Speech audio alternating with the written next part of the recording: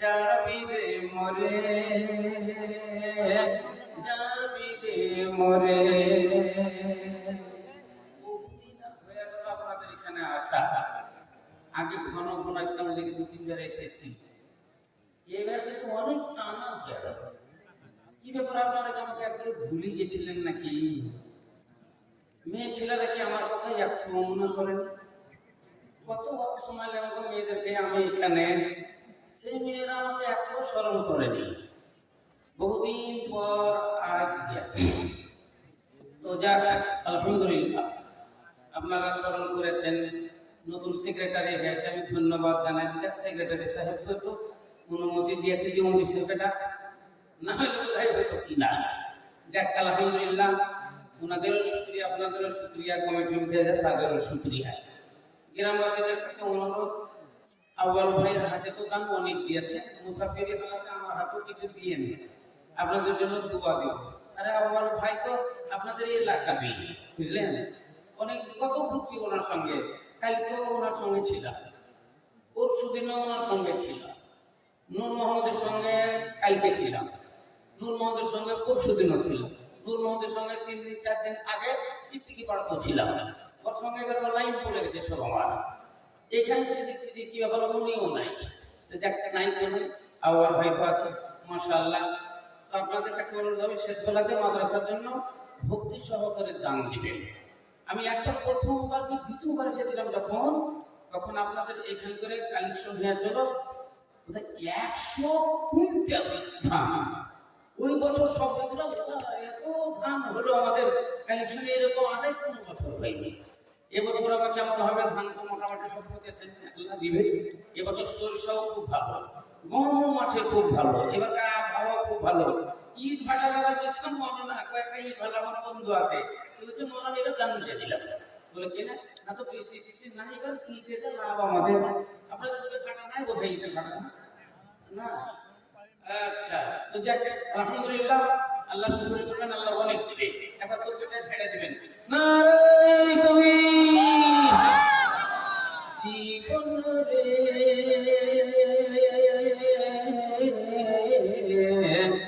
যাবি রে মরে,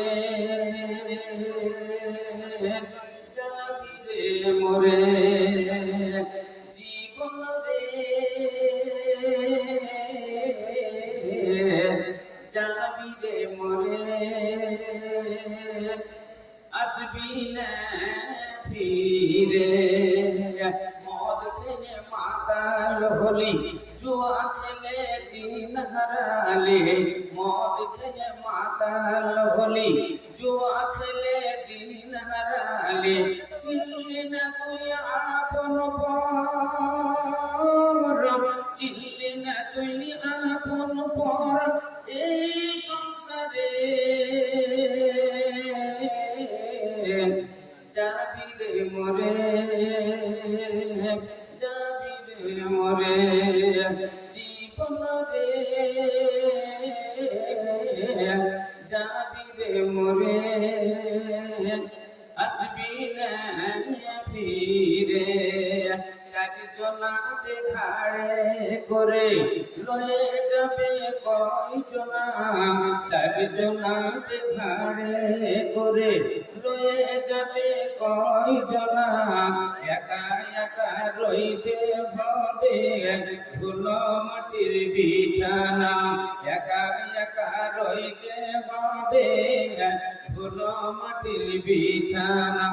আজরাইল আসিয়া ধরবে, আজরাইল আসিয়া ধরবে, কোনই মতে ছাড়বে না। যাবি রে মরে,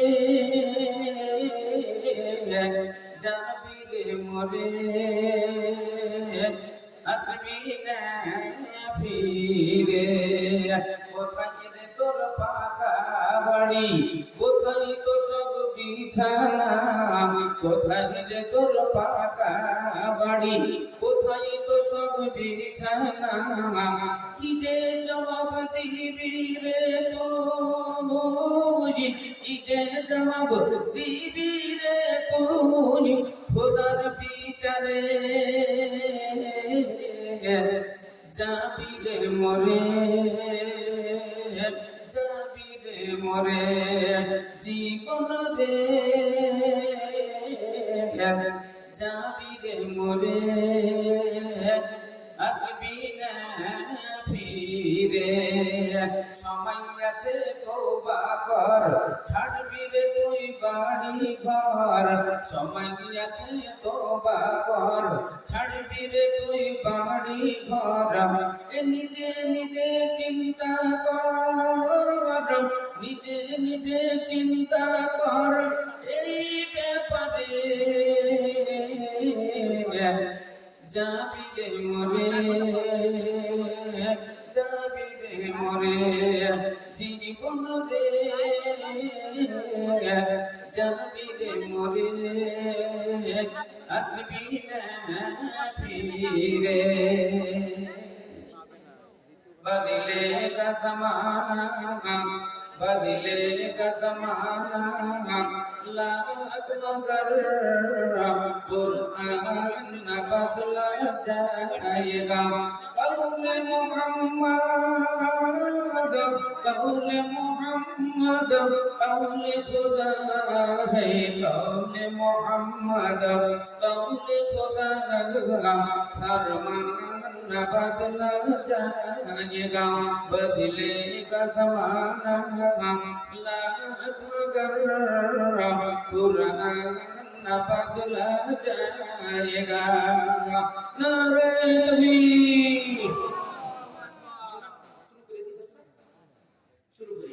আর দেরি করে লম্বা চড় করে আল্লাহ নাই। আল্লাহ নবী বসে আছেন মসজিদে নববীতে, অনেকগুলো সাহাবা আল্লাহ নবীকে ঘিরে বসে আছেন। নবী আমার বললেন, এই সাহাবারা তোমাদেরকে একটা মূল্যবান কথা বলবো যেটা মানুষের দেরি হইয়া যায়।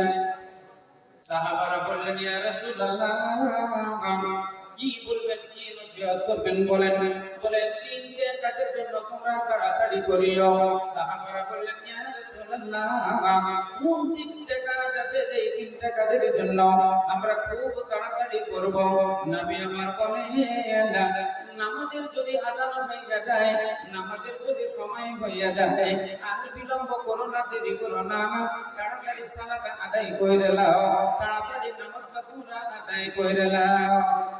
ছেলে মেয়ে যদি তোমাদের সিয়ানা হয়ে যায়, ছেলে মেয়ে যদি বিয়ের উপযুক্ত হইয়া যায়, আর যদি বিবাহের পায়গাম চলে আসে, খেতাব চলে আসে, আর দেরি করো না, দেরি করো না, ওদের বিবাহ বন্ধনে বেঁধে দাও। বিবাহ বন্ধনে বেঁধে দিয়ে তোমার দায়িত্ব তুমি খালাস করে দাও। 3 নম্বর, কোন মানুষ যদি মারা যায়, আত্মীয় স্বজন যারা আছে খুব তাড়াতাড়ি ওদের জানিয়ে দাও, জানিয়ে দিয়ে খুব তাড়াতাড়ি ওদের দফন করো। কারণ মৃত্যু মানুষ মরে গেলে, কোন মানুষ মারা গেলে খবরদার এই লাশ তোমরা ফেলে রাখিও না, একে তাড়াতাড়ি তোমরা কবর দিয়ে দাও, দফন কইরা দাও। ভাইরা আমার, বাবা জীবনেরা, নবী আমার এই তিনটা কাজের জন্য তাড়াতাড়ি করতে বললেন। কিন্তু এর ভিতরে যে মাহিতি আছে, এর মধ্যে যে কি গুরুত্ব রয়েছে, এর মধ্যে কি আল্লাহ রাব্বুল আলামিনের হিকমত রয়েছে, শুনতে কিন্তু খুব একটা গুরুত্বপূর্ণ মনে হচ্ছে না, এবং শুনতে গেলে খুব একটা খুবই যে কঠিনটাও মনে হচ্ছে না। কিন্তু আল্লাহ নবী এই তিনটার জন্য তাড়াতাড়ি করতে বললেন কেন? কিসের জন্য বললেন? সত্যি কিসের জন্য বললেন আমরা এখন বুঝতে পারি যে মানুষ এই তিনটা কাজের জন্যই বিলম্ব হইয়া যায়। তিনটা কাজের মানুষ বিলম্ব কইরা দেয়। জোহরের আযান হইয়া গেল, মেয়েরা এখনো স্নান করেনি, এখনো মেয়েরা গোসলই করেনি, তাহলে বলেন নামাজটা পড়বে কখন? নামাজটা যে জোহরের আযান হইয়া গেল 12:15টায়, ওই এখন পর্যন্ত গোসলই করেনি, তাহলে এবার গোসল করতে করতে অন্তত 12:30টা। মেয়ে ছেলের চুল তো বুঝতেই পারছেন, হ্যাঁ, ও তো আমাদের মতো তো চুল নয়, ওদের বড় বড় চুল। আবার এক একটা মেয়ের চুল দেখলে তো আপনাকে দাঁত কপাটে লেগে যাবে, হাঁটু নিচে চলে যায়, টানলে বলে মনে হচ্ছে একটা পাটের লোট। একবার পাটের লোট ওই চুল শুকাবে বলেন? তাহলে এই নিয়ে যদি বেলা একটার সময় যদি গোসল করে তোমার চুল শুকাতে ক ঘন্টা লাগবে? অন্তত 1-1.5 ঘন্টা লাগবে। তাইলে আসর চলে আসবে, জোহরের নামাজটা আসরে চলে যায়। আমরাও দুনিয়াতে কাজকর্ম করি, কেউ মাঠে করে ঘাটে করে এখানে সেখানে, যখন আজান দেয় তখন আমরা বাড়ির দিকে ফিরি। এবার নামাজ পড়তে পড়তে আমাদের 1:30-2 বেজে যায়। আল্লাহ নবী বললেন, নামাজের টাইম হলে তোমরা বিলম্ব করো না, বিলম্ব করো না, তাড়াতাড়ি তোমরা নামাজ আদায় করে নাও। নামাজকে বলো না কাজ আছে, কাজকে বলো আমার নামাজ আছে। নামাজকে বলো না কাজ আছে,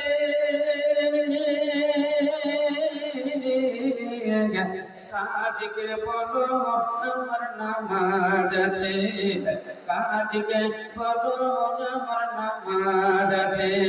জোহর গেল খেলা ফেলাই, আসর গেল খেলা ধুলাই, মাগরিব মাঝে মাঝে, নামাজকে বলো না কাজ আছে, কাজকে বলো আমার নামাজ আছে। নামাজকে বলো না কাজ আছে, কাজকে বলো আমার নামাজ আছে। আহলে হাদিসের একটা বিখ্যাত মাওলানা, আহলে হাদিসের বিখ্যাত একজন আলেম, যার নাম হলো মাওলানা সানাউল্লাহ রাহমাতুল্লাহ আলাইহি। উনি একটা ফতোয়ার বই লিখেছেন, বইটার নাম হলো ফতোয়ায়ে সানাবিয়া। ফতোয়ায়ে সানাবিয়া জিলদাকুল বাবু সালাতা। দেখবেন ওইখান করে সওয়াল করা আছে, জবাব দেওয়া আছে, প্রশ্ন করা আছে, প্রশ্নের উত্তর দেওয়া আছে। ওইখানে একটা প্রশ্ন আছে, আগে কাজ না আগে নামাজ? উনি বললেন আগে নামাজ তারপরে কাজ। আল্লাহ নবীও বললেন আগে নামাজ তারপরে কাজ। কিন্তু আমরা এটাকে উল্টো করে নিয়েছি, আমাদের আগে কাজ তারপরে নামাজ। এটা ফতোয়াটা আমাদের একদম উল্টো হয়ে গেছে। আমরা আগে কাজ তারপরে নামাজ। গরু ছানি কাটা হয়নি, গরু ছানিটা কেটে দিই তারপরে নামাজ পড়বো। ওই জমিতে পানি দেওয়া হয়নি, পানিটা দিয়ে দিই তারপরে গিয়ে নামাজ পড়বো। স্নান করা হয়নি, করে নিই তারপরে নামাজ পড়বো। খাওয়া হয়নি, খেয়ে নিই তারপরে নামাজ পড়বো। দুনিয়ার যে কোনো কাজটা আমাদের সামনে এলে আমরা ওই কাজটাকে আগে করি, তারপরে আমরা নামাজ পড়ি। আল্লাহ নবী বললেন যখন তোমাদের নামাজের টাইম হয়ে যাবে, আর বিলম্ব করো না, বিলম্ব করো না, আগের নামাজটা তোমরা আদায় করে নাও। ওই রকম ছেলেদের বয়স 25 হয়ে গেছে, ছেলেদের বয়স কারো 24 হয়ে গেছে, 22 হয়ে গেছে, মেয়ের বয়স 16 পার হয়ে গেল, 18 পার হয়ে গেল। বিয়ের কথাই নাই, বিয়ের কথা নাই, একবারে মাথার চুলের মতো বিয়ে চলে আসছে। প্রতিদিন 2-3 করে উকিল আসে, বলে ও রহিম তোমার মেয়ের কি বিয়ে দিবেন না? বলে দিব, কিন্তু তোমাদের কি হয়েছে? বিটি কি আমারই আছে না কাউরি আছে? বিটি কি শুধু আমারই আছে না আর কাউরি আছে? প্রতিদিন মনে হচ্ছে বাড়িতে কাটা কাটা করে দিচ্ছে। বিটির বয়স কিন্তু 18 পার 19 পড়ছে। বলছে কবে দিবা তাহলে বিয়ে? কি দিবা না? না তুমি আমার নার্সিং হোমে ভর্তি হবে, এবার চাকরি হলে নিজের পায়ে দাঁড়াবে, তারপরে মেয়েটার বিয়ে দিব। এবার মেয়েটা মাঝে মাঝে ওই অফিসে চলে যায়, মাঝে মাঝে ওই অফিসারদের কাছে চলে যায়, অনেক সময় রাত্রিও কাটিয়ে দিয়ে চলে আসে। এই চাকরি হবে করতে করতে 22 হয়ে গেল, হবে করতে করতে 23 হলো, করতে করতে 25 পার হয়ে গেল, চাকরিটা আর হইল না। ওই রকমই ছেলে পড়ছে, বাবাকে বললে বলে ছেলে নিজের পায়ে দাঁড়া, কি খাবে ছেলে? ছেলে ইনকাম করবে তবে তো বিয়ে দেব। ছেলে নিজের পায়ে দাঁড়া, আবার কেউ বলে তাকে নিজের পায়ে দাঁড়িয়ে দিব, তারপরে বিবাহ দিব। বলেন বন্ধুরা আমার, বাবার কি ক্ষমতা আছে ছেলেকে নিজের পায়ে দাঁড়িয়ে দেওয়ার? না কোনো ছেলের ক্ষমতা আছে নিজের পায়ে দাঁড়িয়ে যাওয়ার? নিজের পায়ে দাঁড়িয়ে যাওয়ার যদি ক্ষমতা থাকতো, বলেন কোন ছেলেটা চাই না যে আমি নিজের পায়ে দাঁড়িয়ে যাবো? বলেন কোন বাবাটা চাই না আমার ছেলেকে নিজের পায়ে দাঁড়িয়ে দিব? সব বাবা চাই আমার ছেলেকে আমি নিজের পায়ে দাঁড়িয়ে দিব, আর সব ছেলেরাই চাই আমি নিজের পায়ে দাঁড়িয়ে যাবো। বলেন কয়জন দাঁড়ায়? সুখ কপালে, সুখ সবারির কপালে সই না, তাই তো সবাই সুখী হয় না। সুখ কপালে সবারির সইনা, তাই তো সবাই সুখী হয় না। সবে মাত্র চাকরি পেয়েছেন, রাস্তায় যাচ্ছিল, শ্বশুর বাড়ি অ্যাক্সিডেন্ট হয়ে গেল, মাত্র 3 দিন হয়েছে অ্যাক্সিডেন্ট হয়ে ছেলেটা মারা গেল। বলেন ওর সুখ কি করে হলো? বলেন একটা চাকরি পেয়েছে, মাত্র 9 মাস হয়েছে, 9 মাস চাকরি করার পরে সে মারা গেছে। একটা জালসা পড়লো নদিয়ায়, যে জায়গাটার নাম হলো মানে বেতুয়াপুর মুড়াগাছা সাহেব পাড়া গ্রাম ঠান্ডা। আমি আসলে সমাজে বাড়ি চলে আসবো বলে বেরিয়েছি, একবারে রোডের উপরে চিৎকার হয়ে একটা ভদ্রলোক এরকম পড়ে আছে, হেলমেটটা পুরো পড়ে গেছে, মোটরসাইকেলে ছিটকে চলে গেছে। ওখানে মেলা লোক এসে দাঁড়িয়ে আছে, মাঝখানে ঢুকতে পারছে না। পুলিশ আসলো, এসে টেনে নিয়ে এসে রোডের থেকে বাইরে বের করলো। এদের বিয়ে করার পর মাত্র 6 মাস হয়েছে, বিয়ে করার পর 6 মাস হয়েছে, তাও আগে 3 মাস ওই এতে ছিল, কাশ্মীরে ছিল। কাশ্মীর থেকে বাড়ি এসেছে মাত্র 7 দিন। শ্বশুর বাড়ি যাচ্ছিল, আর 10 টাকা দিয়ে অ্যাক্সিডেন্ট করে এই রোডের মাঝখানে পড়ে আছে। বলেন এর সুখ কোন জায়গাতে হলো? বলেন কি হলো? এটা কি করে বাবা চাইনি না, ও নিজে চাইনি। বন্ধু নিজের ভাগ্যের উপর নির্ভর করে না, ভাগ্যকে মনে করে না। किस्मत लिखने वाला, किस्मत में जो लिखा हुआ है वो कौन मिटा सकता है? किस्मत में যেটা আল্লাহ লিখে দিয়েছে যে কেউ পরিবর্তন করতে পারে না, কেউ রদ করতে পারে না। তবে রদ করতে পারে আল্লাহ, পরিবর্তন করতে পারলে আল্লাহই কইরা দেন না, টাইম ওভার করে দিতে পারলে আল্লাহই করে দেন না। আপনার ভাগ্যলিপি যদি পরিবর্তন করতে হয় তাহলে মহান আল্লাহই করবেন। মানুষ পরিবর্তন করতে পারে না, কোন লোক পরিবর্তন করতে পারে না, নিজের পরিবর্তন নিজে আনতে পারে না। মহান আল্লাহ রাব্বুল আলামিন তিনি পরিবর্তন করেন না। সময়টা আমাদের কর্ম দোষে, আমাদের কর্ম যদি খারাপ হয়ে যায় তাহলে আমাদের ভাগ্যলিপি পরিবর্তন করে দেন। ভালো হলে আল্লাহ ভালো করে, আর মন্দ হলে আল্লাহ মন্দ করে দেন। কারো বয়স ছিল 70, তার ট্রেনে এসে 40 হয়ে যায়। কারো বয়স আল্লাহ লিখে দিয়েছিলেন ৭০, কিন্তু আগিয়ে চলেছে 40-এই মরে যায়।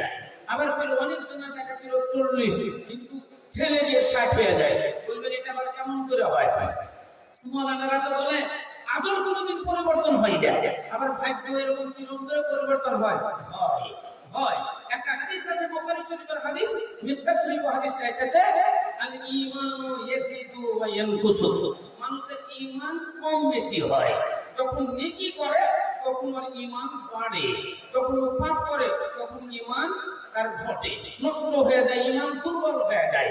বুখারী শরীফের হাদিস আল্লাহর রাসূল বলছেন যে যখন কোন একটা মানুষ সুবহানাল্লাহ বলে তখন জান্নাতের মধ্যে একটা চাঁদের ইট বসানো হয়, আবার একটা আলহামদুলিল্লাহ বলে তখন ওই চাঁদের উপর একটা সোনার ইট বসানো হয়।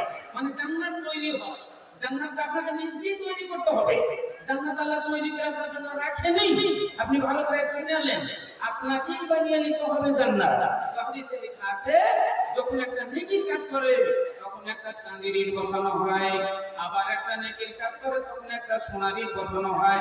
এইভাবে যতবার সুবহানাল্লাহ বলে, যতবার আলহামদুলিল্লাহ বলে, যতবার আল্লাহু আকবার বলে, যতবার লা ইলাহা ইল্লাল্লাহ মুহাম্মাদুর রাসূলুল্লাহ বলে, আল্লাহর জিকির যতবার করে ততবার পরস্পর তারা জান্নাতের ইট লাগাতে থাকে। এর করতে করতে শেষ পর্যন্ত তার জান্নাতে নির্মাণ হয়ে যায়।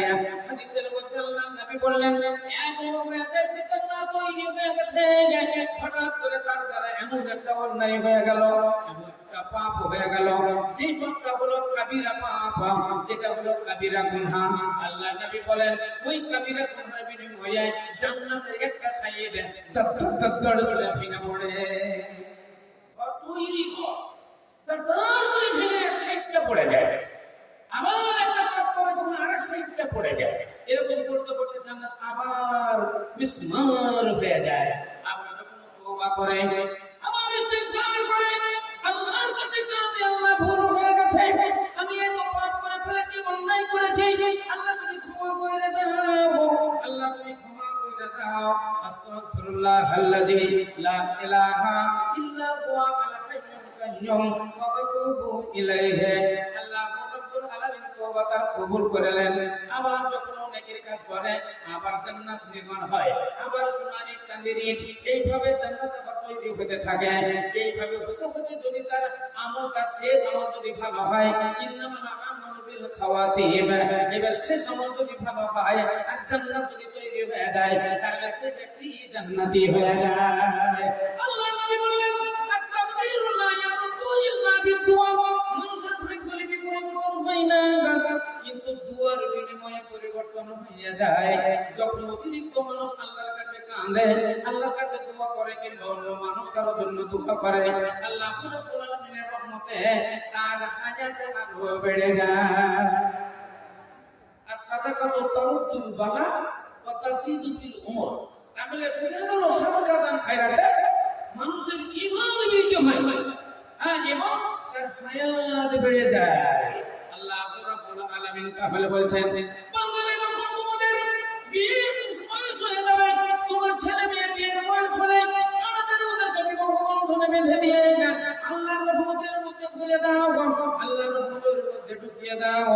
আল্লাহ বলেছেন, যখন কোনো ছেলে কোনো মেয়ের সঙ্গে বিবাহ বন্ধনে বাঁধা হয়, তখন আসমান থেকে আল্লাহর রহমত নাযিল হয়। জোরে জোরে বলেন একবার আলহামদুলিল্লাহ। আপনাদের গ্রামটা হলো পাথরডাঙ্গা গ্রাম। উদাহরণস্বরূপ পাথরডাঙ্গার একটা ভদ্রলোকের মেয়ের বিয়ে, আপনি এভাবে পড়াবেন বিয়েটা।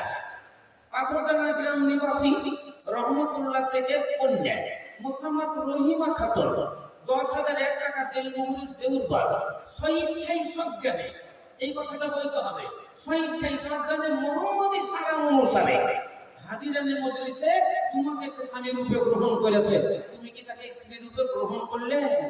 আর বেটে যদি বলে তো বলবে কাবিল তো, আর যদি এমনি বাংলাতে বলে তো জি হ্যাঁ আমি কবুল করিলাম।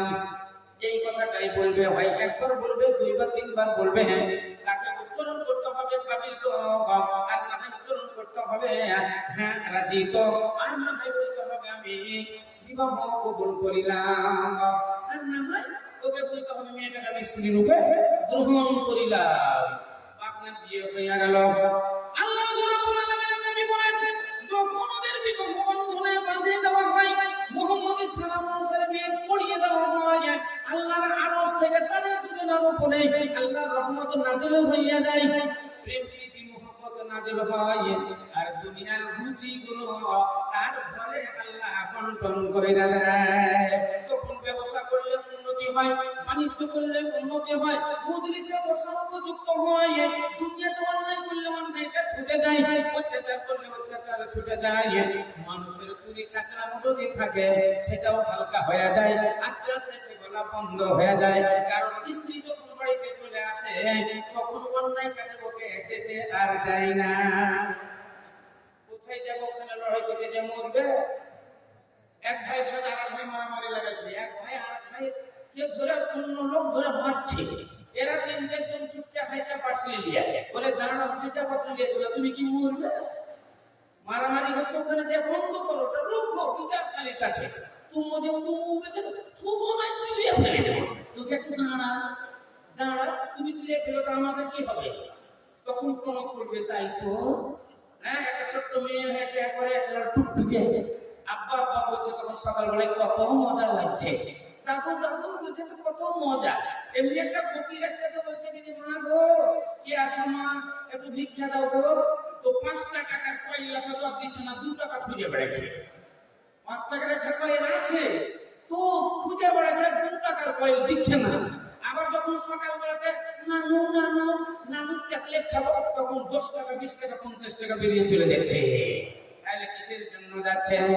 দেখেন দুনিয়ার কত মায়া, দুনিয়ার কত মমতা, দুনিয়ার কত প্রেম, দুনিয়ার প্রীতি। আল্লাহ রাব্বুল আলামিন বলেন, যখন কোন ছেলের সাথে কোন মেয়ের বিবাহ হয়, আল্লাহ রাব্বুল আলামিনের রহমত আসমান থেকে নাযিল হইয়া যায়, আসমান থেকে নাযিল হইয়া যায়। তখন তার খেতে উন্নতি হয়, তখন তার খামারে উন্নতি হয়, ব্যবসা বাণিজ্যে উন্নতি হয়, তখন তো সমাজে বসার জন্য সে উপযুক্ত হইয়া যায়।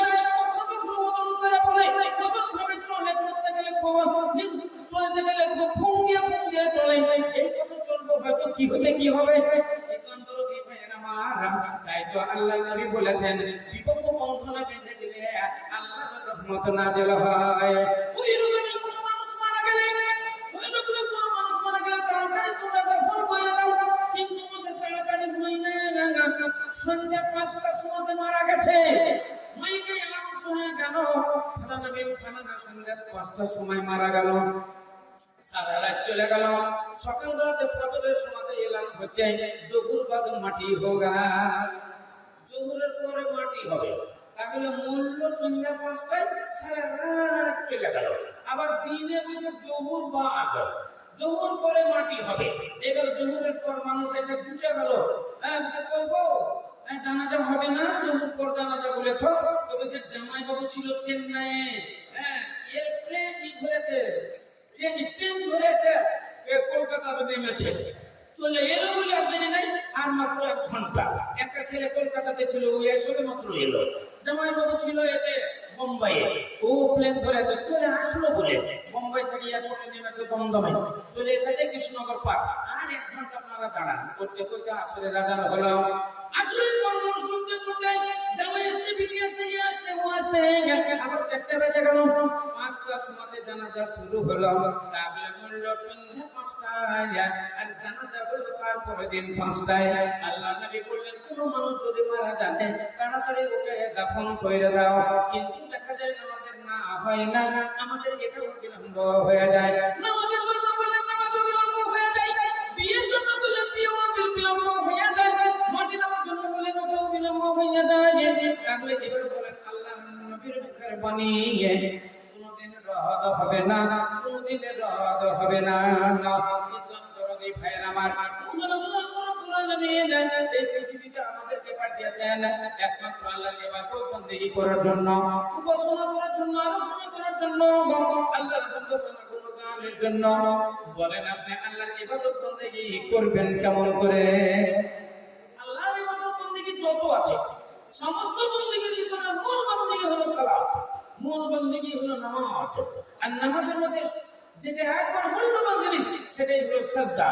তাহলে এই সাজদাতে যখন মানুষ পড়ে যায়, মাথাটা যখন আল্লাহর দরবারে ঝুঁকিয়ে দেয়, তখন আল্লাহ রাব্বুল আলামিনের রহমত তার উপরে নাযিল হয়ে যায়, তখন তার জীবনের গুনাহ খাতা মাফ হয়ে যায়। তাই তো সাজদা যে জায়গাতে করা হয় ওই জায়গাটাকে মসজিদ বলা হয়। সাজদা আর মসজিদ, মসজিদ হলো ইসমে জারফে সালাম, জারফে মাকান। যেই জায়গাতে সাজদা করা হয় ওই জায়গাটাকে মসজিদ বলা হয়। ইসলাম দরদি ভাইরা আমার, তাহলে মসজিদে আমরা গিয়ে সাজদা করি, বলেন মসজিদে গিয়ে আমরা কি বলি? মসজিদে গিয়ে আমরা কি বলি গো? মসজিদে ঢোকার সময় আমরা বলি আল্লাহুম্মা আফতাহ লি আবওয়াবা রাহমাতিকা। মসজিদ থেকে বেরোনোর সময় আমরা বলি আল্লাহুম্মা ইন্নী আসআলুকা মিন ফাদলিকা। আপনি সালাত আদায় করেন, নামাজ পড়েন, বলেন কি বলেন? আল্লাহু আকবার বলে সানা বাঁধেন, কি বলেন? আল্লাহুম্মা বা'id বাইনি বলেন। আর না হয় হামদি যদি বলেন সুবহানাকা আল্লাহুম্মা ওয়া বিহামদিকা তাবারাকা ইসমুকা ওয়া তাআলা লা ইলাহা গায়রুকা বলেন। ঠিক একটা তো বলেন, তারপরে আপনি আলহামদুলিল্লাহ সূরা পড়েন, তারপরে একটা সূরা আপনি পড়েন, আত্তাহিয়াতুল কোরআন দুরূদ শরীফ পড়েন, দুআয়ে মাগফিরাত পড়েন, মেলা কিছু আপনি পড়েন। বলেন আপনি এগুলা জান পান কোথায়? এগুলো আপনি পান কোথায়? এই মসজিদে ঢোকার দোয়াটা আপনি পান কোথায়? মসজিদ থেকে বেরোনোর দোয়াটা আপনি পান কোথায়? আত্তাহিয়াতুটা আপনি পেলেন কোথায়? দুরূদ শরীফটা আপনি পেলেন কোথায়? সেটাই হলো এই মাদ্রাসা। রাহে জান্নাত কো দিখাতা, রাহে জান্নাত কো দিখাতা, है ये दीनी मदरसा, इंसान को ये नस्ल बनाता, है ये दीनी मदरसा। ইসলাম দরদি ভাইরা আমার, সন্তান জন্ম দিতে পারা যায় কিন্তু সন্তান মানুষ করতে পারা যায় না। সন্তান জন্ম দেওয়া মাতা, মাতা সন্তান জন্ম দেয় কিন্তু মা সন্তান মানুষ করতে পারেন না। মা সন্তানকে মানুষ করতে গেলে মানবতার ফরমায়ে ফেলে দিতে হয়। মাটিগুলোকে এক জায়গাতে গচ্ছিত করে পানি ঢাললে সানলে কাদা হয়। কি হয়? কাদা হয়। ওকে আবার পিছনে গোল গোল করলে কুমির হয়। যেমন আটা সানলে কুমির হয়, তো ওরকম কাদা সানে কাদার কুমির হয়। বলেন ওই কুমিরে কি কাজ হয়? ওই কুমিরে কোনো কাজ হয় না। ওই কুমিরটাকে কাজে লাগাতে গেলে একটা ইটের ফর্মতে ফেলতে হয়। ইটের ফর্মতে ফেললে ইট তৈরি হয়ে যায়, নদীর ফর্মতে ফেললে নদ তৈরি হয়, খোলার ফর্মতে ফেললে খোলা তৈরি হয়, এইরকম হাড়ির ফর্মতে ফেললে হাড়ি তৈরি হয়। তাহলে ওই কাদার ভূমিটা যাই ফর্মতে ফেলবেন সেটাই তৈরি হয়। ইসলাম দরদি ভাইরা মারা ওই রকম বাচ্চা আপনি জন্ম দেন, এর ব্রেনটা কাদার মতো থাকে, এ মানুষ থাকে না, এ মানুষ থাকে না, একে মানুষ বানাতে হয়। কাদার ফর্ম, কাদা যদি আপনি ইটের ফর্মায় ফেলেন ইট তৈরি হয়। ওই রকম আপনার ছেলেকে যদি আপনি মাদ্রাসাতে দেন তাহলে সে মানুষ তৈরি হয়, সে আল্লাহ ওয়ালা তৈরি হয়, আল্লাহ ভীরু তৈরি হয়, মুলবি তৈরি হয়, মাওলানা তৈরি হয়, এখান থেকে মুফতি তৈরি হয়, এখান থেকে বড় বড় বক্তা তৈরি হয়।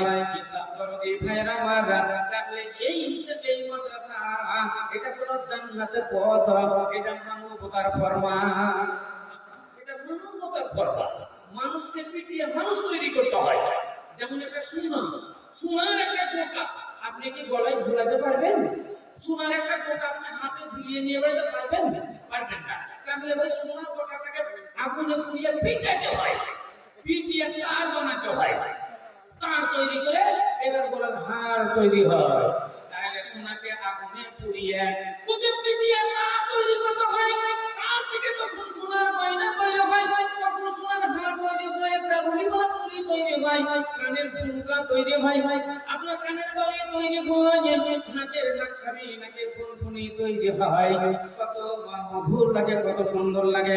ওই রকমই একটা সন্তান আপনি জন্ম দিলে সে মানুষ হয় না, সে মানুষ হয় না। একে মানুষ তৈরি করতে হলে মাদ্রাসায় ভর্তি করতে হয়। যারা এই মাদ্রাসাতে কত ছেলেরা পড়ছে, আল্লাহু আকবার, যারা 10 টাকা 20 টাকা 1000 2000 5000 10000 20000 50000 টাকা যারা মাদ্রাসায় দান করে, ধন্যবাদ তাদের আমি জানাই, ভাগ্যবান তাদেরকে আমি জানাই যে আপনারা এগুলা ব্যাংক ব্যালেন্স করেন। এগুলো হলো আখিরাতের ব্যাংক ব্যালেন্স। আপনি যেটা খেয়ালেন ওটা তো শেষ হয়ে যায়, নষ্ট হয়ে যায়। আল্লাহ নবী বললেন মানুষ যা ইনকাম করে তার দিন ভাবে বিভক্ত হয়ে যায়। এক ভাগ যেটা খাইছে না মল হয়ে যায়, যেটা পরিধান করে ছিঁড়ে যায়, ফেটে যায়। আল্লাহর রাস্তায় যেটা দান করে সেটা আখিরাতের জন্য ব্যাংক ব্যালেন্স হয়ে যায়। খাবে জায়গা হজম হবে, পূর্বে জায়গা ছিঁড়ে যাবে, খাবে জায়গা হজম হবে, পূর্বে জায়গা ছিঁড়ে যাবে। এ আখিরাতে দিলে পাবে, এ মাদ্রাসাতে দিলে পাবে, হাতে রইতে দিয়ে রাখ, আল্লাহ বলে ডাক, সবে আল্লাহ বলে ডাক। জমা জমি বসত বাটি, জমিদারি কাটি পাটি, জমা জমি বসত বাটি, জমিদারি কাটি পাটি, এ জানতে যাবে ছুটি, চাকর নফর যতই খাক, আল্লাহ বলে ডাক, সবে আল্লাহ বলে ডাক। ইনকাম করে যেটা খায় সেটা মল হয়ে যায়, যেটা পরিধান করে ছেড়ে যায়, ফেটে যায়। আল্লাহ রাস্তায় যেটা দান করে সেটা আখিরাতের জন্য ব্যাংক ব্যালেন্স হয়ে যায়। ইসলাম দরদি ভাইরা আমার, শুধু দানের কথা আল্লাহ বলেননি তোমরা দান করো, আল্লাহ বলেন দান করো কিন্তু রাহিলিল্লাহ, ফি সাবিলিল্লাহ। আল্লাহ রাব্বুল আলামিন বলেন মাসালুল লাযিনা ইউনফিকুনা আমওয়ালাহুম ফি সাবিলিল্লাহ। আল্লাহ বললেন মাসালুল লাযিনা, ওই ব্যক্তিদের উদাহরণ যারা আল্লাহ রাস্তায় দান করে, তাদের উদাহরণ হলো একটা ধানের মতো, যেটা হলো ফি সাবিলিল্লাহ। বহরমপুর গিয়েছেন এর ভিতরে, বহরমপুরে বিশাল সার্কাস চলছে। হ্যাঁ বলবেন ওনারা দেখালেন নাকি? আমি উপরকার লাইট দেখাইলাম, ভিতরে আমি উপরে লাইট দেখলাম। হ্যাঁ বিশাল সার্কাস, হ্যাঁ বহরমপুরে সার্কাস চলছে। এবার যদি আপনি সার্কাসের জন্য 10,000 টাকা দিয়ে দেন দান, ওটা কিন্তু আল্লাহ দরবার কবুল হবে না। 50 গান নিয়ে এলেন দিয়ে দিলেন 20,000 টাকা, ওটা আল্লাহ আপনার কবুল হবে না। সিনেমা নিয়েছিলেন দিয়ে দিলেন 10,000 20,000 টাকা, ওই গান গান নয়। আল্লাহ রাব্বুল আলামিন বলেন মাসালুল লাযিনা ইউনফিকুনা আমওয়ালাহুম ফি সাবিলিল্লাহ, যারা দান করে আল্লাহ রাস্তায়, আল্লাহ রাস্তায় যারা দান করে, এই দানের উদাহরণ একটা ধানের দানার মতো কিংবা একটা গমের দানার মতো। আমাদের সাহেব বলে গেলেন একটা নেকিকে 10 নেকি বানানো হয়, 10 নেকিকে আবার 70 নেকি বানানো হয়, 70 নেকি থেকে আবার 1000 নেকি 700 নেকি হইয়া যায়। আল্লাহ নবী বলছেন এইভাবে তারা দান করে, তাদের দানের নেকিতে নেকিতে নেকিতে নেকিতে তাদের নেকির পাহাড় হইয়া যায়। বলেন একবার আলহামদুলিল্লাহ, জোরে জোরে ভক্তি সহকারে বলেন একবার আলহামদুলিল্লাহ। তাই বলি ভাইয়েরা আমার, মহান আল্লাহ রাব্বুল আলামিনের দরবারে আমাদেরকে সকলকে যেতে হবে। তো যেতে হলে আমাদের আখিরাতের ব্যাংক ব্যালেন্স করতে হবে, আখিরাতের পুঁজি করতে হবে। যেমন এখানে আপনি আনন্দ করে খাবেন, ওখানেও তো আপনি খাবেন, ওখানেও তো আপনার খাবার দরকার। মানুষ কি খায় না? এখানে যেভাবে খায় ওইখানেও সেইভাবেই খাবে। আপনি এখানে যত পরিশ্রম করবেন, এখানে যত পরিশ্রম করে মেহনত করে রাত-দিন কষ্ট করে আপনি টাকা ইনকাম করবেন, টাকা ইনকাম করে সুন্দর করে একটা বাড়ি তৈরি করবেন, আবার সুন্দর একটা গাড়ি কিনবেন, 10 বিঘা 20 বিঘা জমি কিনবেন। যখন মন যাবে আনন্দ ফুর্তি করে খাবেন। ইসলাম দরদি ভাইরা আমার, মাছ খাবার মন হবে মাছ খাবেন, মাংস ডিম যেটা মন হবে পুরো পুত্তা খাবার খাবার মন হবে খাবেন। যেহেতু আপনি খুব পরিশ্রম করেছেন, মেহনত করেছেন, তাই তো 10 বিঘা জমি কিনা হয়ে গেছে, লাখ লাখ টাকা ব্যাংক ব্যালেন্স আছে, আর কোনো অসুবিধা নাই। বলেন একটা লোক দিনমজুর প্রতিদিন 200 টাকা 300 টাকা ইনকাম করে, ওই লোকটা কি খাসির মাংস খেতে পারবে? 1 কেজি খাসির মাংস তো 800 টাকা। বলেন ও তো 300 টাকা ইনকাম করে, তাহলে 800 টাকা দিয়ে 1 কিলো খাসির মাংস ও কেমন করে খাবে? একটা ইলিশ মাছের কেজি দিল 1800 টাকা কেজি। একটা ইলিশ মাছ যদি 1.5 কেজি ওজনের হয়, 1.5 কেজি ইলিশের ওজন হলে 1 কেজির দাম হলো 1800 টাকা। খবর রাখে? বলেন কে খাবে? তাহলে খাবে মাস্টারেরা, খাবে ডাক্তারেরা, খাবে ইঞ্জিনিয়ারেরা, খাবে বড় বড় স্মাগলার ব্যবসায়িক তারা, যাদের লাখ লাখ টাকা ইনকাম, তারা খাবে। ওই দিন মজুর লোক খেতে পারবে না। ওই রকমই এখানে যারা কাঙ্গাল, এইখানে যারা গরিব, তারা মন মতো চলতে পারে না, মন মতো খেতে পারে না, মন মতো তারা জিনিসটা ব্যবহার করতে পারে না। ওই রকমের রোজ হাসরের দিন ওই ভালো হয়ে যাবে। দুনিয়াতে যারা সালাত আদায় করে না, নামাজ পড়ে না, যারা রোজা করে না, দান করে না, যারা খায়রাত করে না, ছোটদের স্নেহ করে না, বড়দের সেবা ভক্তি করে না, মাতা পিতার সেবা করে না, যেই মেয়ের স্বামী ভক্তি করে না, স্বামী সেবা করে না, জনকিয়ার ভাবে রাস্তাঘাটে এদিকে চলে, আল্লাহর দরবারে এরা কাঙ্গাল, আল্লাহর দরবারে এরা কাঙ্গাল। রোজ হাসরের দিন আল্লাহর দরবারে জমা হয়ে যাবে, সেদিন এরা কাঙ্গাল হয়ে যাবে, নেকির কাঙ্গাল হবে, নেকির কাঙ্গাল হবে। সেদিন এরা মন মতো খেতে পারবে না, মন মতো থাকতে পারবে না, মন মতো এটা ছেড়ে এখানে সেখানে যেতে পারবে না, কারণ দুনিয়াতে এরা পুঁজি হারিয়ে ফেলেছে, দুনিয়াতে আখিরাতের পুঁজি নষ্ট করেছে, আখিরাতের জন্য এরা ব্যাংক ব্যালেন্স করেনি। তাই তো নবী আমার বলেছেন আর দুনিয়া মাযরাতুল আখিরাহ, দুনিয়া হলো তোমাদের আখিরাতের খেতি, দুনিয়ার জিনিস তোমরা আখিরাতের জন্য জমা করো, যেটা জমা করবে ওটাই তোমাদের আখিরাতের জন্য ব্যাংক ব্যালেন্স হয়ে যাবে। এগুলাই হলো আমাদের আখিরাতের পুঁজি। আখিরাতের মেয়ে হলো জোহরের নামাজ, আসরের নামাজ, মাগরিব এশা ফজরের নামাজ, 5 ওয়াক্ত নামাজ আপনি পড়বেন। সামনে পবিত্র রমজান মাস চলে আসছে, আপনি এখন থেকে রেডি হবেন, এখন থেকে তৈরি হবেন। মা আয়েশা সিদ্দিকা রাদিয়াল্লাহু তাআলা আনহা বলেছেন রমজান মাস আসতে, রমজান মাসের আগে শাবান মাহিনা 15 তারিখ থেকে আল্লাহ রাসূল সাবধানী তারা হো, তিনি কোমর কষে নিতেন যে সামনে রোজা, আমাদের রোজা পালন করতে হবে। ইসলাম দরদি ভাইরা আমার, তাহলে রোজা পালন করতে হবে, রোজা পালন করতে হবে বলে আল্লাহর নবী তৈরি হয়ে যেতেন। আমাদের তৈরি হতে হবে, সামনে রোজা চলে আসছে, আপনার কিছু থাকলে দেখিয়ে নিতে হবে, এবং যদি কিছু অসুবিধা থাকে আমাকে জোগাড় করে নিতে হবে। 1 মেহনত আপনার চাউল কতদিন লাগবে তৈরি করে নিতে হবে, তেল কতদিন লাগবে তৈরি করে নিতে হবে, আপনার আলু বেগুন পটল যা দরকার হবে পয়সা আপনাকে জমা করে নিতে হবে। যেহেতু আল্লাহ নবী বলেছেন তোমরা রমজান মাসের জন্য তৈরি হয়ে যাও, এবং সালাত নামাজের জন্য আপনাকে তৈরি হতে হবে। ভালো একটি মাস আপনি তাহাজ্জুদের নামাজ পড়বেন। অনেক মেয়েরা তাহাজ্জুদের নামাজ পড়ে, 10 বছর 15 বছর আগে তাহাজ্জুদের নামাজ পড়তো না মেয়েরা, এখন কিন্তু বুড়ি বুড়ি মেয়েরা তাহাজ্জুদের নামাজ পড়ছে। একটা লোক আমাকে বলছে, মাওলানা যার সাথে খুব করে বেড়েছে, মানুষের কোনো পরিবর্তন আছে? মানুষ তো মনে হচ্ছে আরো খারাপ হয়ে যাচ্ছে, মানুষ যার সাথে কোনো পরিবর্তন নাই। আমি বললাম তাহলে এদের পরিবর্তনটা কেমন করে হবে? পঞ্চরস গান দিতে হবে নাকি? তাহলে এটা পরিবর্তন হবে? পরিবর্তন হবে না, হচ্ছে না। আপনাকে কে বললো? 10 বছর আগে একটা মানুষ কোনদিন আমাদের জিজ্ঞাসা করে যে মাওলানা তাহাজ্জুদের নামাজ কেমন করে পড়া যায়? এখন প্রায় ফোন আছে, এখন প্রায় মেয়েরা ফোন করে, মাওলানা আমি তাহাজ্জুদের নামাজ পড়ি, তাহাজ্জুদের দোয়া কি আলাদা আছে? তাহাজ্জুদের নামাজের নিয়মটা বলুন। এবং কয় রাকাত নামাজ বলেন? মেয়েরা জিজ্ঞাসা করে, যুবক ছেলে 20 বছর 25 বছর যুবক ছেলে ফোন করে বলছে, মাওলানা আমি তাহাজ্জুদের নামাজ পড়ি, বলেন তাহাজ্জুদের নামাজের নিয়ম কানুন কি? পরিবর্তন হয়নি তো কে বলল আপনাকে? একটা জালসা করলো আমার সাঁইথিয়াতে, বড় সিজা, নাম শুনেছেন কি কে জানি?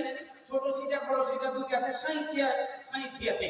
তো ওই সাঁইথিয়া বড় ছোট সিজাতে জালসাতে গেলাম, আমি নামলাম এতে সাঁইথিয়া স্টেশনে, নেমে ওভারব্রিজের উপর দাঁড়ালাম। 2 ভদ্রলোক আসলো মোটরসাইকেল আমাকে নিতে, একটা লাল রঙের গাড়ি, একটা কালো রঙের গাড়ি। তো একজন বলছে, মাওলানা লাল রঙেরটা চড়বেন না কালোটাতে চড়বেন? আমি বললাম লালটাতে চড়ি। হ্যাঁ, লাল জিনিস তো মানুষ সবাই ভালোবাসে, তো লালটাতে চড়ি। লাল রঙের গাড়িটাতে চড়লাম। দুইজনা চলে যায়, যেতে যাই মাঠের মধ্যে গিয়ে একজনা বলছে, মাওলানা আমাকে চিনেন আপনি? আমি বললাম না ভাই, আপনাকে তো চিনি না। বলছে যার গাড়িতে চেপেছেন তাকে চিনেন? বলছে এটা কেউ চিঠি দেয়। তো বলছে শুনেন, আমি হলাম লরির ড্রাইভার, আরে দেখেন এ হলো ট্রাক্টরের ড্রাইভার। ও ট্রাক্টর চালায়, আমি লরি চালাই। তো লরি আমি খুব চালিয়েছি। আমি প্রথম আমার সঙ্গে লরি চালাতো, আমরা দুইজন লরি চালাতাম, এখন ও ট্রাক্টর চালাই। তো ও যখন শুনে আমারই কথা বললো যে আপনার মানে মোবাইলে আপনার জালসা খুব শুনি, আর ওই বাংলাদেশের সেই এরও জালসা আমরা খুব শুনি। তো জালসা শুনে মাওলানা এই দেখেন 5 বছর হচ্ছে, 5 বছরের ভিতরে এক ওয়াক্ত নামাজও আমাদের কাজা নাই। জোরে সোরে বলেন সুবহানাল্লাহ। মৌলভী সাহেবেরা ওয়াজ করে বেড়ায়, ওদের তো শোধাই মুনি তো কত নামাজ হয় কি? ভালো করে শুনে দেখেন, বিশাল তো বক্তা। ওদেরকে বলেন যে 5 ওয়াক্ত নামাজটা আপনার ঠিক হয়? হয় না। আরে আমাদের উপরে না, তো কার কথা বলবো? চা পিলাম বেলা 11টার সময়, 12টা চলে গেল।